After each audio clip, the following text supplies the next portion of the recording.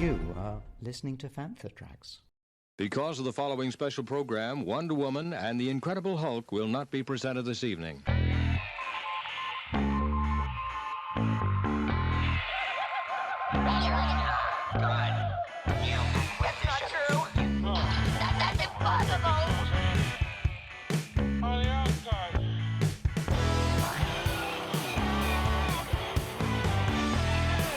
It's time to get all your Star Wars news in a single file. This is Making Tracks. Here are your hosts, Mark Newbold and Mark Mulcaster. That's not true. That's impossible. You're listening to Making Tracks. This is episode 95. I'm your co-host, Mark Newbold, and joining me today is a man who, if he was a film director from New Zealand, his name would be Taika Waititi. Mark, how you doing? I haven't. No comeback to that one. None. Really? Yeah. None? I don't think so. Just in another world, I'll just see you directing Star Wars films and such, you know, and got to give you the right name, so... Yeah. Taika Waititi, that's you. Now I'm with it. You got it? That's really embarrassing. You can tell I didn't get much sleep last night. Tell us, Mark, why did you not get much sleep last night? Oh, you know. Is it family friendly for a start? For the first time this year, and probably since lockdown began last year, had the chance to kind of just catch up with like a load of my school friends and stuff. We all used to live in the same town until I kind of moved away and that. So it was a lovely opportunity. It was a beautiful sunny summer's night. So yeah. Drinks were had and you saw heads this morning and all that, but great fun indeed. So yeah, how are you? How's things with you in the world of Star Wars this week? Busy. It's been a busy week. We've got tons to talk about. Yeah. We can't hang around too long because we've got loads to get through. But yeah, it's been a good week. How about you, mate? After last week's episode, I went straight onto the internet and I ordered those signed postcards from Paul Duncan from Star Wars Archives. That was really cool. They are very nice. They're really. I've put mine with my books. I'm still chewing my way slowly through Star Wars Archives, the prequels one, because these aren't books you want to rush. They're too nice to rush. Hello, I'm Ahmed Best, and you're listening to Fantha Tracks. Temuera Morrison was talking about his appearances in The Mandalorian, and of course, talk turns naturally and sort of obliquely to the Book of Boba Fett. He didn't give much away. No. Of course, he shouldn't, because those Disney snipers never miss. But he did mention, and I think this is the crux of what he said really, was that we will be seeing Boba Fett in the past. He says sort of post-Empire. I think he probably meant post-Jedi, because there's a lot of questions to answer. But hey, maybe we are going back to that War of the Bounty Hunters era and we're going to see some live-action stuff from that. So he might have been absolutely on the nose. It was just my gut tells me he probably meant Jedi rather than Empire. But nevertheless, what do you think to that? Do you think we will see a de-aged Temuera Morrison to look a bit more like he did in that Empire Jedi era? Oh, it's possible, yeah. I suppose the question is if they need to. It's only really the Mandalorian, and obviously before we see him in the armour in Attack of the Clones, that you see Boba Fett without a helmet on, really. That kind of like OT era time, you know, you think possibly he may have either unintentionally adopted that whole mantra of, you know, not revealing his face, or that's just part of the persona. So I think in general, though, kind of that kind of flashback idea is something that I think we're semi-expecting was probably going to be happening. It kind of makes sense because obviously there's a lot of questions as to what happened after he fell into the Sarlacc pit. But, you know, depending on what happens with War of the Bounty Hunters, it might just be that, yeah, you kind of see that very famous kind of handover of Han Solo to Jabba the Hutt. It might just be like a single scene or something like that. But it will be interesting, bearing in mind that obviously these comics are coming out now and Book of Boba Fett is coming out in December. We've just had it with a Bad Batch, but hopefully there's not going to be any kind of like, you know, retconning or canon and continuity kind of faux pas going on. So yeah, so we'll see what happens with that. I like the way you phrase that, canon in continuity. Canon incontinence is what you're trying to say, isn't it? Exactly, yes. I just wonder, because obviously Tem in Mando is,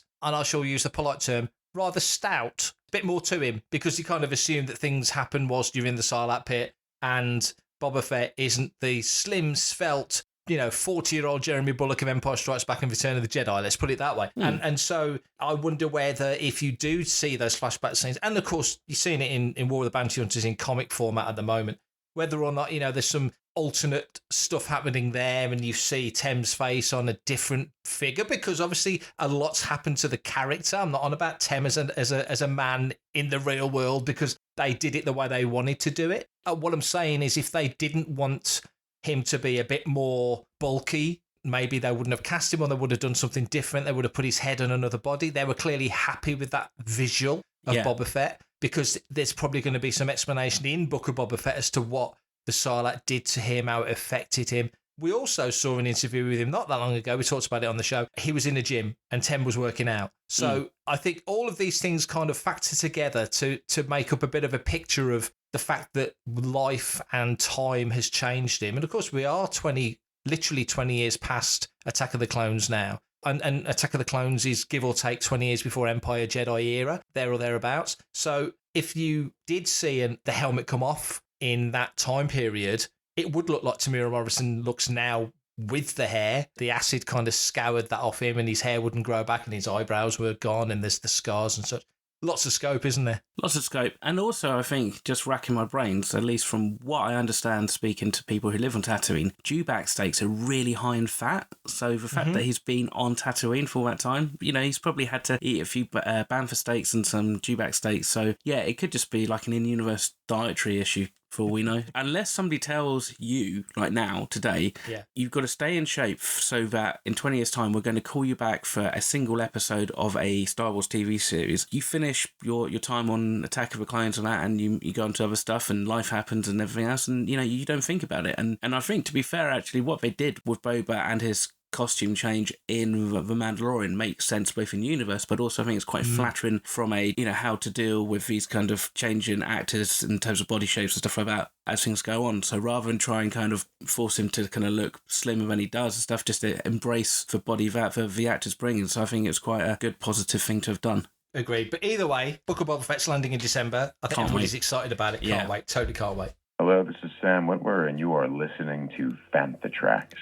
So Hasbro Pulse, they did a live stream this week entitled I Am Your Father Day, which is possibly, I think, the most tenuous of links for Star Wars marketing, if ever there is one. But that being said, they released a plethora of images of new action figures coming out at the back end of this year. For those slightly in the know, we were expecting some of these, and for those who weren't, hopefully we're pleasantly surprised with the amount of Rogue One figures that are coming out. They've really gone to town with these. I mean, like I say, there's Archive, there's Black Series, there's Vintage Collection, the whole bit, and some sort of kids play stuff as well. They've got nuts this year. I can't believe that there's that many. And I know some are repacks, like obviously Archives repacks, and some figures are a bit of this and a bit of that, like the gaming greats and such. But nevertheless, for the amount of product that's come out this year, I can't see an issue personally. And like you say, the Rogue One figures coming out on its 5th anniversary as well. Perfectly timed. Yeah. Just look fantastic. They do, yeah. So in that wave, you've got Baze Malbus, you've got Bodhi Rook, you've got Cassian Andor, you've got Chirrut Imwe, obviously you've got Jyn Erso, and of course K2SO. It's a good base foundation pack for heroes and goodies for Rogue One. And then going on to the Black Series Archive, as you kind of said, there's a nice mix and match of, you've got Princess Leia from A New Hope, Obi-Wan Kenobi, that's Revenge of the Sith, and Darth Revan, as well as a 501st Clone Trooper, and you can never get enough 501st Clone Troopers. No, and they all look lovely. I do like that Archive packaging. It's very complimentary to the figures. Some more Black Series exclusives in the form of Antok Merrick and Galen Erso, which are meant to be US Target exclusive, as well as Toys R Us in Canada, and in the UK it's going to go through the fan channels. So they will be dropping, I think, soon, if they haven't already, for pre-order.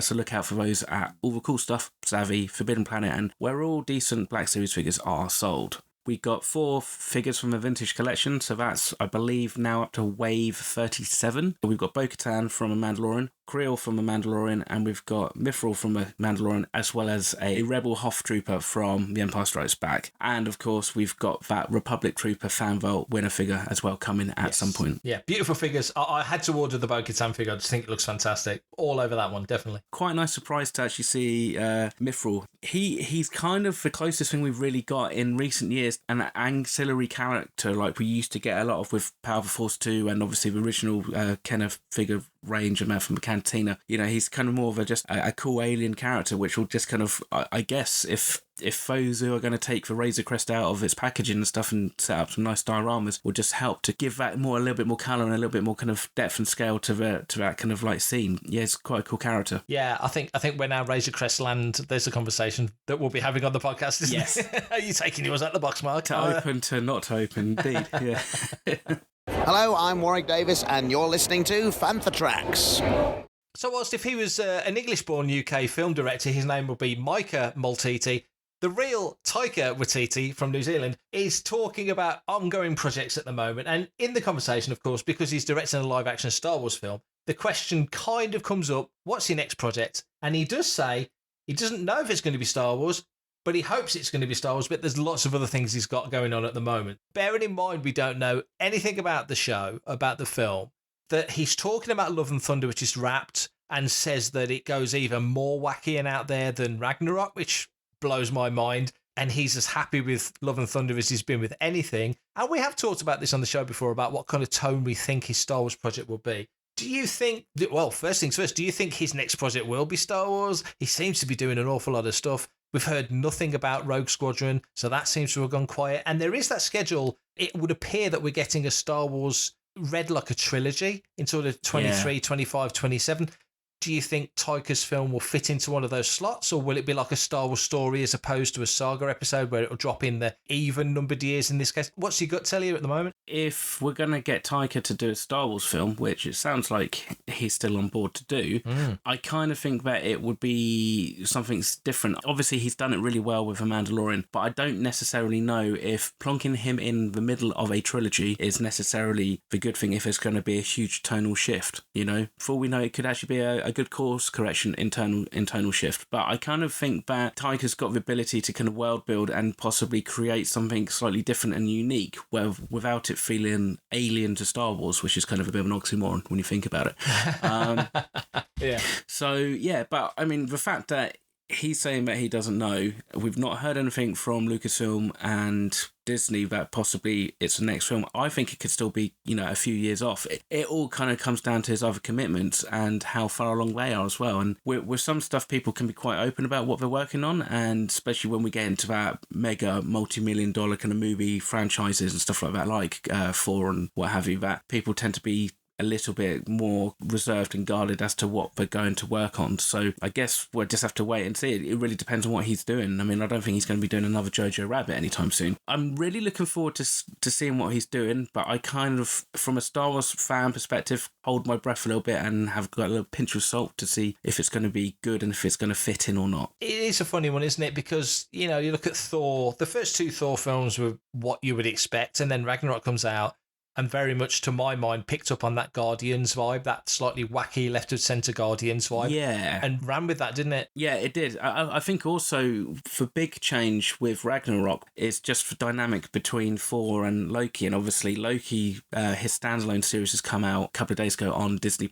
And that, again, has got a very kind of different tone about it, which is more in line with Ragnarok than, say, the previous 4 movies. Until we see it, we don't know, and we could be doing the guy a disservice. But you look at his slate of films and his slate of projects, and he definitely has his worldview. You mentioned Jojo Rabbit. You do a film set during World War II with Hitler as one of the main characters, and it becomes the film that it became. Irreverent and charming, but also thought-provoking. He's one of those directors with a unique vision. So I think, as you say, if you dropped him in the middle of a trilogy, the tonal shift might just be like, whoa, not to its detriment, but just because it could be so different to what came before it. Whereas I guess if you're doing a Marvel film, there's no expectation for example, Doctor Strange and the Multiverse of Madness doesn't have to be anything like Shang-Chi or anything like Black Widow or anything like Love and Thunder. They can all be their own thing, but they all feed into... We always make the comparison of the Avengers film was like a saga episode. So they're the ones that have to have some sort of consistency. The others can be wacky and off-centre and do whatever they want to do, serious or action-packed or whatever. With Taika, it feels to me like this Star Wars project he's working on will be a one-off. It may spin off into a TV show. That feels like That's quite possible. The template, doesn't it, for future stuff. And then he can bring other directors with a kind of a similar vibe, or he can show run it or whatever you want to do. But yeah, I'm excited. Whatever he's doing, I'm really looking forward to seeing it. It's just got a little bit closer. We've not necessarily had a standalone film that has really been able to be spun off. Obviously, Rogue One, it is what it is, isn't it? At the end of the day, you can't take those characters any further than the end of Rogue One. And Solo, for whatever reason, hasn't been spun off in a way. There's so much potential for it to do. But, you think actually he could just come in and go, right, here's all these new characters, plonk, plonk, plonk. This is this crazy setup and, I don't know, 25, 30,000 years before A New Hope, or 1,000 years after A New Hope, or whatever, and then just kind of goes off and does another Marvel film and doesn't necessarily think about it. But then actually he's created something in such a way that maybe it could just be like, wow, this has been like a nuclear bomb that's cleared a lot of dead air from Star Wars. So do you think then that Taika's film, more than Patty Jenkins doing Rogue Squadron, do you think there's the potential for that to be, because you just said it, Solo was made as a film, and I think the consensus would be that if doing that again now with that Solo story, they'd go, this is a series, this isn't a film, this is a series, and that Solo would probably be a series. Rogue One was wrapped and done and in the bag before Disney Plus was even announced to the world. So Rogue One was its own thing. It was a sequel, or rather a prequel to A New Hope. Do you think then that the Taika film or the Patty Jenkins film, either or, have been made with a view that we could spin this off into its own thing? This film could come out, make $1 billion. Great, well done, everyone.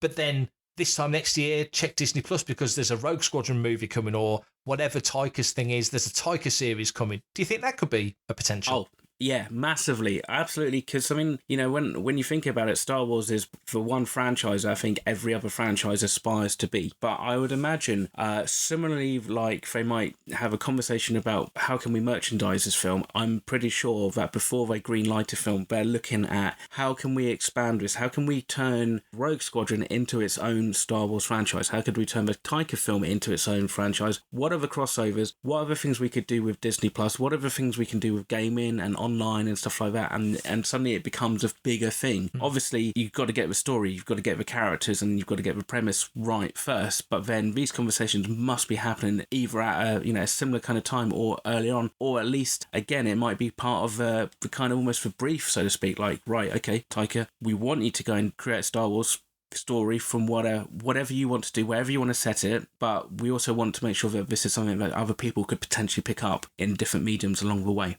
Marvel can look at certain stories and certain characters that sort of put their head above the parapet a little bit and pick up and run with them and give them an origin story, set up their little corner of the world, and they can kind of obliquely refer to wider Marvel goings on because there's so much of it, or not if they don't want to.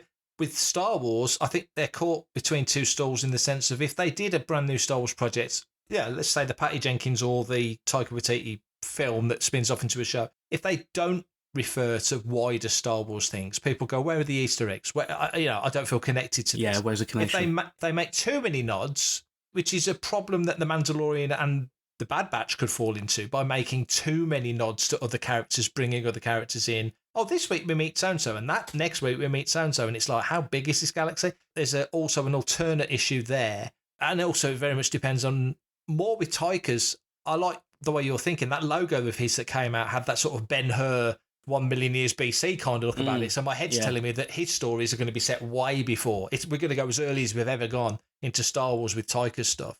And that you'll look at a galaxy and you'll go, yeah, there's familiar touchstones, but it's the earlier versions of a lot of stuff. That's just what my head's telling me. Or maybe they might flip it and maybe the galaxy hits the Dark Ages and his story's set 1,000 years later when the galaxy's getting back on its feet. It could be either or. Patty Jenkins, I'm thinking it's a Rogue Squadron. It's obviously set after Rogue One because that's the inspiration for Rogue Squadron. So it's either going to be OT or ST, sequel trilogy. So that's a bit more defined, isn't it? I think so. It feels like, I think Rogue Squadron will probably be that post-ROTJ era. Obviously, how close they get up to the sequel trilogy, who knows? But my mind thinks that now the focus for a lot of Lucasfilm and Star Wars storytelling is that post-ROTJ era, but not so close to the sequel trilogy where they could potentially run into issues if there's a continuity issue or, if they want to just expand stuff. I like that. They could organically just run through that time period over the next few years, couldn't they? Oh, absolutely. Yeah, and I don't see why not. And you can do some crafty kind of like foreshadowing, even in The Mandalorian, that could actually then help and make us kind of go, oh, that's cool. Didn't think about that in the sequel trilogy. A bit like Clone Wars has done, for the prequel trilogy. And it was masterfully done for a lot of the prequel trilogy. Hi, this is John Morton from The Empire Strikes Back. I'm Dak Rotha, or Bespin Boba, and you're listening to Fantha Tracks. So Variety have posted a video of Pedro Pascal and Ewan McGregor talking shop. And obviously, as the stars of two Disney Plus shows, one that's well into its run, another that's on its way and currently in production, talk had to turn to Star Wars. And one of the quotes, the most notable quotes, was Ewan McGregor, who said, basically talking about The Mandalorian, it blew me away how much I loved it. So I think there's the sense, there's the feel or the perception that until he agreed to come back, and this has been bubbling on for a long time, if you listen to what he said, this has been something that's been long percolating, initially as a film, now as a series. Ewan is clearly stoked for this. He's working with a lot of the same people that Pedro did on Mandalorian. He's working with Deborah Chow as his director. A lot of the crew, a lot of the faces and such are the same. What did you make of this? He seems really up for this, doesn't he? He does. Part of it kind of comes down to the change in technology, the difference between using green screen and blue screen and then having the ability to use volume, which, he seems really, really excited about. Whenever Ewan talks about his time on the prequels, it doesn't always seem like, he's reminiscing in a fond way. I think it was a bit of a hard slog for him, to be fair. And that's cool. I'd much prefer, him to be completely honest and kind of say, oh, yeah, it was wonderful and great. And then, kind of says to somebody else off the record, oh, yeah, it was the worst thing I did or the hardest thing I did. And then you kind of get that disingenuous kind of thing. This feels like suddenly people are working on the same universe. It feels like it's connected, even though, they're good 10, 15, 20 years apart in terms of timeline. There's a connectivity and a real excitedness from Ewan, and maybe even a slight little bit of jealousy, I think, about The Mandalorian in some respects. Yeah, that's a really good observation because, like you say, he's making his prequel trilogy, which at the time was absolutely the height of technology for Star Wars, so far ahead of anything else.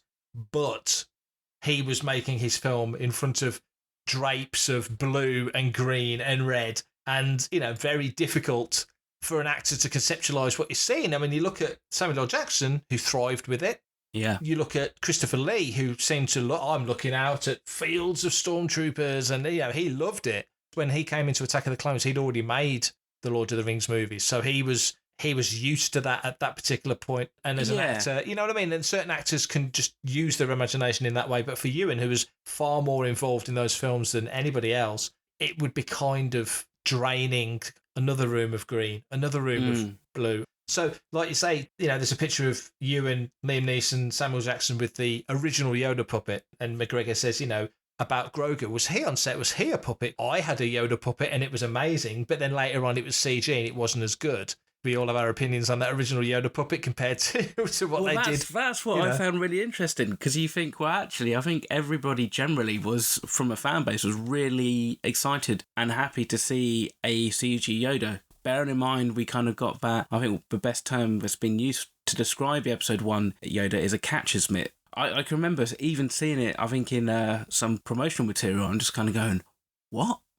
There just wasn't anything Yoda-ish about it. It was just really bizarre. So then, and obviously when they went back and they digitally replaced him in, I think, the Blu-rays and that, I thought that was a great thing. But I suppose actually completely from Ewan's perspective, yeah, totally. Obviously having a puppet and having, Frank Oz there controlling him and doing the voice and stuff is amazing. It kind of goes back to what you say. I think that is the key. Whereas I think sometimes some of the roles that Ewan had done, like with Trainspotting, very grounded in a live set, in a very realistic kind of environment. So then to kind of go from that, to a sea of blue, really struggling. I know when we were talking about Mandalorian early on, it was very much a case of, wow, is that really a puppet, or is that incredible CG? We really couldn't fathom initially until they started to ease a little bit of information out about the making of the show, whether it was a physical thing or whether it was a CG thing. And then when you find out it's actually it's a puppet, Brian Connolly, and all of a sudden you're like, wow, that is some clever tech. And I mean, I've done some interviews for Insider lately, talking to Neil Scanlon and Lee Towersey and people like that,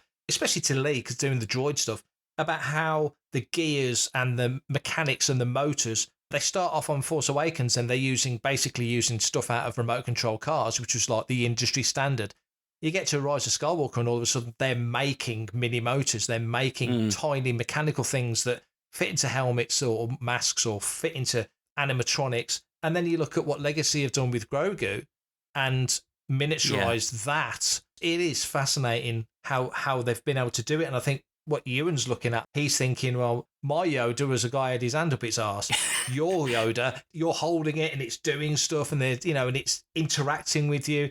And I think now he's on that set, he's I mean, we haven't even mentioned stagecraft. Clearly in the interview, it's blown everybody's mind. You're in that location as much as you ever really will be without being on location. And even then, look left, there's the pyramids. Look right, there's the McDonald's, the Burger King. You know, how in the world do you want to be? It's fascinating to think that Ewan is very present as Obi-Wan right now. He's filming it right now. You know, he's very much in that zone. I don't think this Obi-Wan series is a one-off and done. I think there's more to come personally. For everything in one location, daily news, reviews, interviews, podcasts, video, and social media feeds, bookmark fanthatracks.com for Star Wars news 24/7, 365.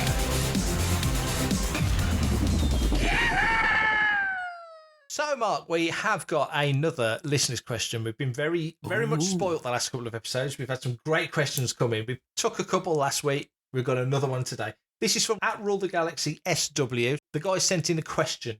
Do you think we will ever see Mara Jade in anything post Return of the Jedi and pre the sequels? My Rule the Galaxy crew feel like she's so popular she has to make a return, and we feel like a storyline with her in it will help understand more of the reason Luke is the way he is in the sequels. So, in the universe, Mara Jade. First things first, Mark, would you like to see Mara Jade return? Ooh, that is actually a good question. And I think it's quite a polarising question, to be fair. There's a risk, a bit like there was a bit of a risk with Thrawn, that if you bring them into the new canon, will they fit in? Do you then offend a load of fans if you retcon and give her a new history? I mean, I personally, for one, think there's scope for the Emperor's Hand backstory to play a part. I think the question is, I mean, I know Lucas was always dead against Luke ever getting married. So I would think that that should probably be respected, but that doesn't necessarily mean that she couldn't have an impact, and there could be something. I mean, for instance, she could have maybe been somebody who Luke meets on her way and she joins the Jedi Academy to help train the next generation, and maybe she's a little bit more fast and loose with with the light side and the dark side. What about you? What do you think? I like that thought process, actually. Yeah, Luke's just picked up Grogu. Grogu could very well be part of his first academy. Why not have Mara Jade be part of that academy? And you learn at some point down the line that Mara Jade was killed by Kylo Ren, which gives Luke another motivation. And I think people will go, well, it's never mentioned in the sequels. Why would it be mentioned in the sequels? We've known each other for years. I'm sure I could say something to you now that you go, I never knew that. Or you could say something to me and I'll go, blimey, I never knew that, Mark. And it's like that with all friends and all people. There's things that they did or have done that to them is like, you didn't know that. And it's the same with these characters, even within fiction. So I think there's a lot of stuff you could work Mara in as an important character in Luke's life, maybe not purely his romantic life, but his inverted commas work life as well. She could be part of that academy. Maybe Luke strayed and changed his mind and opinions differed because he did form an attachment and it put him off his game. And I love what you say about there's no reason why she couldn't be the Emperor's Hand. If they wanted to bring Starkiller back into canon and have him be Vader's hand or Vader's apprentice, why wouldn't the Emperor have it? We've seen it in the comics now, especially in the Darth Vader comic, where in between Empire and Jedi, Vader's really chomping at the leash and the Emperor's having to put him in his place. And there's animosity building. And it was always, to me, felt quite, not mellow, that's totally the wrong word, but quite understated. That the Vader was playing his cards close to his chest. In the comics, he's not. He's clearly not happy. He's much more overt. Well, if you're going to play that as the history now, in the same way as what we're seeing in War of the Bounty Hunters is now the history, and that's developing really nicely, I'm enjoying that, then, you can dial certain things up. And I think Mara coming in as a character, like you say, Thrawn was the same. It was a risk and people could have really railed against it, but I think he's been embraced. More importantly with Thrawn, I think Timothy Zahn has embraced it and been quite happy to tweak and adjust what he'd done before to make the new stuff work. He created Mara Jade. I don't see any reason why you couldn't do something similar with her. So in short, I think you could put Mara in pre-Jedi as well as post-Jedi, because that Arica storyline, I think the Deciphered Card Playing game, they kind of put her in there with Shannon McRandall in there, and you had a visual, so that worked.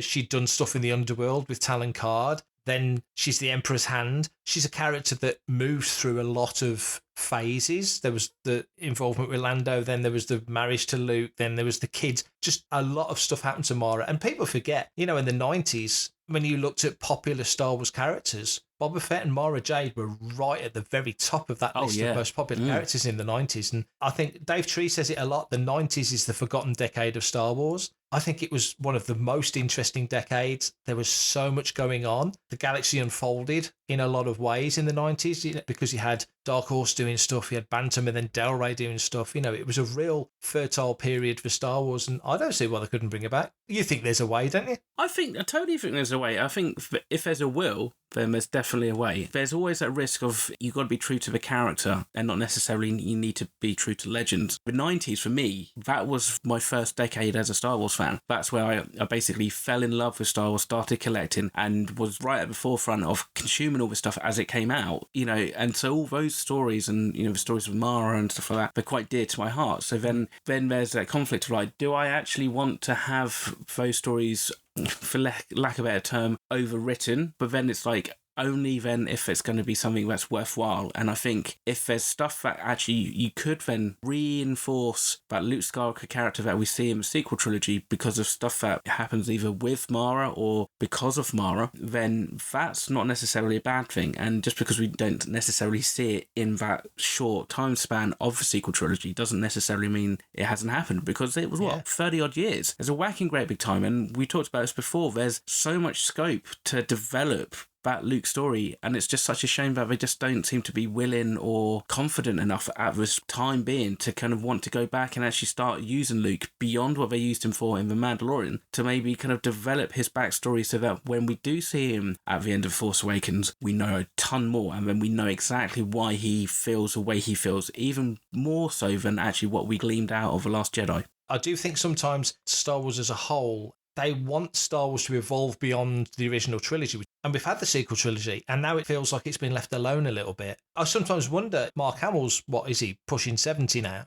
I sometimes think, and he was involved in The Mandalorian, of course, I sometimes think, is he even going to be around when they come back to put focus on Luke? Yeah. But also, I'm happy that they would want to go and do other things, but technology being what it is, evolving as it is, and, we just talked about Harrison, dots on the face, they're de-aging him. Mark Hamill, same for Mandalorian. We've got the original guys playing characters as they were decades before. Technology is a beautiful thing. And who doesn't want to see Harrison looking like he did in Temple of Doom? Or I don't know where they're going to set it. And the same with Hamill. We finally see Luke 6 years after Jedi. It's like, oh my God, this is the most incredible thing. Going back to Mara, to be able to fold in those characters, like you said, when you first got into Star Wars in the 90s, she was top line character. And I think today in 2021, she was always had her own mind. She followed her own path. She was a strong character. She was capable. She was everything you'd kind of want to write into a character now. Yeah. I know it was presented in a 90s way. It wouldn't be presented like that in the 2020s. What's there not to like about Mara Jade? She's very much leading her own narrative, very much in the way that you could say Leia was. Yeah. And Rey, to a degree. Rey had a lot more going on around her that was sort of steering her in different directions. But Mara, I think, could choose her own destiny, and I think that would be really interesting to see. Hey man, it's me, Kevin Smith, Star Wars fan, Fantha Tracks fan. This week brought the 7th episode of the first season of The Bad Batch. The episode was called Battle Scars. In it, we had, spoiler alert if you've not seen it yet, and shame on you if you haven't seen it yet, Captain Rex makes a triumphant return to the show. Really cool to see him come into the story of Clone Force 99, especially in the way that he did. What did you make of this episode, Mark? Well, it was an interesting episode, and I mean, it looked great, but we've kind of said that about every single episode of The Bad Batch, and to be honest, if it looked like pants, I think we would probably be more concerned. Therefore, I think that it was a solid episode, which needed to happen, partly because I think that there's been a certain level of like unequal coverage of some characters as opposed to others. So hopefully, with they've removed their inhibitor chips now, which is a great way to get Rex involved with them, I think we can now maybe stop focusing necessarily on Wrecker and maybe move the focus maybe onto either Dick or Echo. Do you like my amigo? Perfect. But I was just thinking, because by the end of it, whilst I was, I think we said last week, the whole 40 inhibitor chip potential there could run and run and run for each episode for the first season. I'm kind of glad it didn't, because actually it does take up a bit of time and it needed to be addressed. So now the fact it's been addressed, they can now move on to other stuff. When we talked about it last week, did we even suggest that it could have been Rex that the Martez sisters were speaking to? No, we didn't. And they've not dragged this out. I mean, they could have really dragged this out, and they didn't. Like you say, last week, the Martez sisters, who get a name check in this episode, are talking to a mysterious person. Oh, they're talking to Ahsoka, they're talking to the Empire. Was that Bib Fortuna? And it was Rex. they've not dragged it out. I think The Mandalorian, if you'd have had a similar situation, they might have played on that a little bit and dragged it out a little bit. Again, the inhibitor chip felt like that could be an ongoing storyline, and at the end of season 1 would be Wrecker going bad and turning on them, and the big bad for season 2 is Wrecker and Crosshair or whatever. And no, they've took the chips out, and now that gives me confidence that as a show, they're not light on stories to tell, and they're not light on plot points, because there's 2 things right there they could have dragged on for episode after episode if they wanted to. The inhibitor chip and who were the Martez sisters talking to. And literally the next episode, both of those things are dealt with. So I really like the fact that they're not hanging these things over our heads. They're like, no, we've got loads of stuff to tell. Now, that was what was happening now, and now we move on to the next thing. So I thought that was a very healthy thing for them to do as a show. Yeah. Story-wise, but also as a show. It's like, that's confidence. That shows me a lot of confidence. Exactly. It's that transition from, we could call this season 8 of the Clone Wars, into transitioning into actually the Bad Batch as its own thing. Obviously, some of these bits have been kind of like carried over just by the very nature of where these characters come from. We're starting to see that safe haven with Sid. It's not as equally balanced as they thought, and I think we're starting to realise that, actually, hang on a sec, the longer they spend with her, and obviously the longer that Omega and Wrecker spend out charging all their sweets and stuff back to her, they're never going to be able to kind of move on to something else. This might be a finite relationship which may only last for another couple of episodes or something, and they might find they need to move on. I think maybe they need to have that discussion and kind of say, look, we're clearly not getting paid our fair dues. We're being taken for a little bit. And I think they need to realise that, because I think we're still a little bit naive enough. But I think Hunter's kind of realising it, and so that will push stuff on a little bit. That's a good point, because obviously nothing that she charged them for seems unreasonable, because we know portmasters have to pay fees, and we know fuel isn't cheap, and all the things she mentioned were like, and they're still kind of naive to how that side of life works, aren't they? Because they never had to worry about ammunition or fuel or food or any of that stuff before. But by the same token, it makes me think a little bit of The Mandalorian, where Mando could have very easily just worked with Grief on Navarro, just doing that work. But he doesn't. He gets out there and does other stuff because he doesn't want to be beholden to one master. And I think in the Star Wars bounty hunting world, for example, Boba Fett's not just working for Jabba. When I was growing up, the vibe was very much like Boba Fett is Jabba's best bounty hunter. Boba Fett is a Jabba the Hutt guy. He's not. Boba Fett's an independent contractor who works for lots of different people. And I think the Bad Batch and Boskin, 4-LOM and the rest of them, or 4-LOM as you're supposed to say, screw that, it's 4-LOM. They all work for themselves and hire their services out to different gang lords and such. The Bad Batch are so naive and new to this world that right now Sid is the perfect marriage for them. But as you say, when she opens up that box and gives them the 5 of them share a third and she gives the rest, that's not fair. At some point they'll either go, well, we'll work for you occasionally when we're in the area, but we need to go out and do our own thing. So it does kind of feel like that parting of the ways is probably coming, unless she says, look, yeah, guys, you're right, you deserve more than this. And she might string them along a little bit and give them a little bit more. I'll give you an extra 10%, guys, until they reach the point where they're like, nah, this still ain't enough. Fantatrax.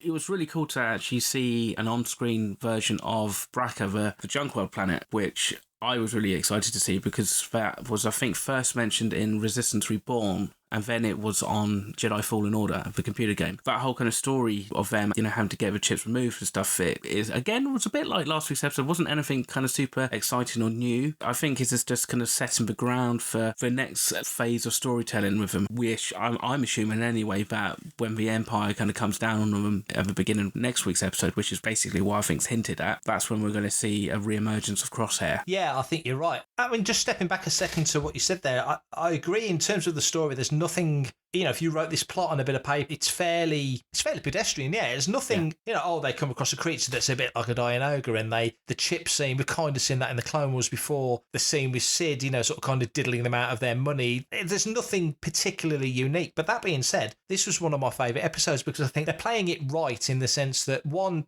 they're moving the story forward, like we mentioned earlier. They're not holding on to plot threads. They want to keep you moving, so that's good. But also, I think the characters are building so well, like Wrecker and Omega going out for their bag of Mantel mix. Just cute, goofy little things like that. It's like, actually, that's kind of sweet. I actually quite like that they've got this little ritual already. They are brother and sister, aren't they, essentially? So, they're all family. That was a neat touch. And I've got to say, Wrecker, when he went bad and was hunting her down, that was quite a dark sequence. That was quite full on. Yeah, I love the Aragorn entrance for Rex as well, which I thought was cool. Sort of Strider in the prancing pony sort of moment. I thought that was really cool. Just lots of little touches that they're dropping in are just working a treat. So I don't think the story needs to be the most incredible tale ever. I think the characters are carrying the show very nicely, and I think that's working for it at the moment. So I think basically this might be, from a fandom perspective, a slight negative side effect of The Mandalorian, where we had so many of these big reveals across the season, and of course it's only half length of Bad Batch, being 8 episodes per season. You have to almost get these big kind of oh my god moments in almost every single episode. So then when you've got something a little bit longer and you don't have to have those, and also I don't think it kind of warrants it. I think this is even smaller story than The Mandalorian. In some respects, I thought the animation with that whole scene when Wrecker's taken on Hunter and Rex, like you said, it was really visceral, really kind of violent, but also like just the fear, and it almost felt like a slight betrayal. You could almost see in Omega when,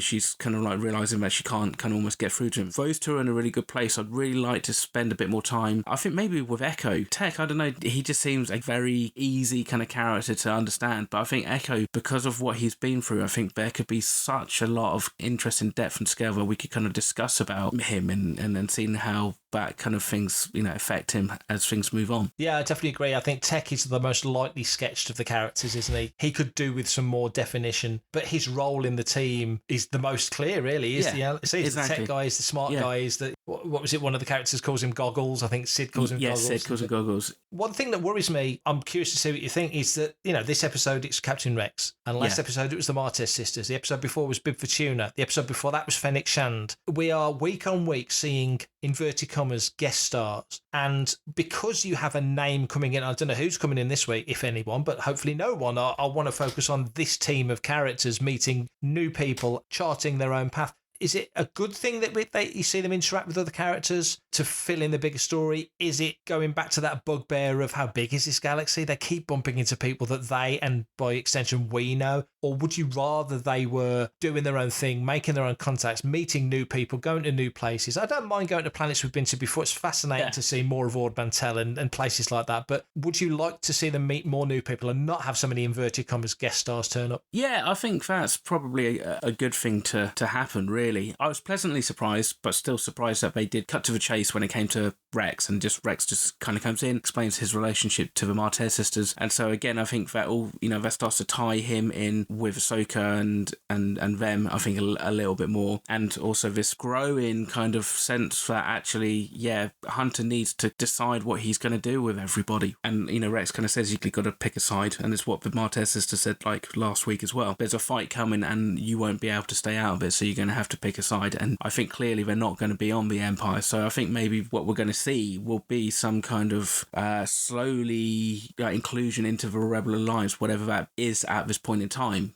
I think that's where this is probably headed. I think we're going to end up in that kind of like early formation of the Rebels and stuff, and because of that, then of course then potentially you are going to run into Bail Organa or Mon Mothma or any of those kind of characters, or who knows. Every time that we've had like these kind of guest stars, they steal the show a little bit. It's almost like the Bad Batch kind of take a step back, and it's Rex. Rex clearly leading them. He has the understanding and the knowledge, and also he knows, he's seen firsthand what these inhibitor chips really have done to the clones. And so I think there is this problem whereby they're having to use these kind of guest stars to kind of create a bit of interest, maybe because some of the characters are a little bit bland. I mean, because to be fair, you could swap Tech out for a protocol droid or an astromech. It would probably have the same amount of functionality, really. It would be good for them just to go off and have a couple of episodes where they're just meeting new people and experiencing the galaxy for themselves a little bit. I think by the end of this week's coming episode or something, or maybe by episode 8, I think they're would have parted ways with Sid, and then they're going to now be moving on to something else, and whatever that is yet to be seen. Mark, have you had a good time talking about Star Wars this week? I always, Mark, have a good time talking about Star Wars with you, even when we're not recording, but yes, especially today. Very, very cool. So thanks to the guys over at Rule of the Galaxy podcast for sending us that question. It's definitely something I'm going to go away and mull over for probably the rest of the day about Mara Jade, because, she's an awesome character. But if you wanted to send us a question and potentially Rule the Galaxy yourself, or at least get mentioned on this podcast, you can do that. Mark, can you let the people know how they can get in touch and send us their questions? Weirdly enough, yes, I can. Thanks for listening to the show. If you want to be a part of the action and stay updated on all the latest Star Wars news, visit fanthatracks.com or check out the free Panther Tracks app through the App Store to follow us on your mobile device. Very good. You can reach out to us and send in your listeners' questions by emailing radio@panthertracks.com. We've still got a couple of questions in the bag, but we're always looking for more. So if you're listening to this and you've got a question, please send it in and we will definitely tackle it. As long as it's family friendly, probably, even if it's not.